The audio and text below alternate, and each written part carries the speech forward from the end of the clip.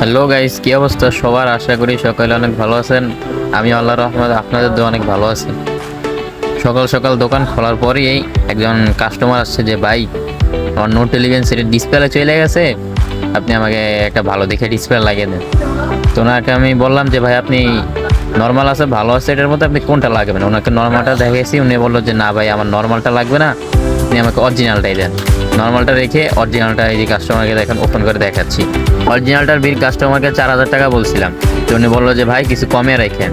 আমি বলছি ভাই, যে টাকা কমে রাখতাম ওই টাকা দিয়ে সর্বোচ্চ আমি একটা গ্লাস লাগাইতে পারবো। তো বললো ভাই আরেকটু কিছু কম রাখেন, আমার 100 টাকা শর্ট আছে।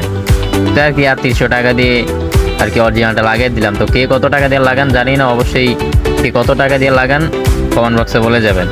আর এগুলো অ্যামোলেড ডিসপ্লে তো অনেক কাস্টমার আছে জানে না যে 4,000 5,000 টাকা ডিসপ্লে হয়। কিছু কিছু কাস্টমার আছে 4-5 হাজার টাকা একটা ডিসপ্লের দাম বললে যে ভাই এত টাকা একটা ডিসপ্লে, তো এত টাকা দিয়ে আমার একটা মোবাইল কিনতে পাওয়া যায়। তো যাই হোক, সবাই তো আর এক না, সবাই ভালো থাকবেন, সুস্থ থাকবেন, আল্লাহ হাফেজ।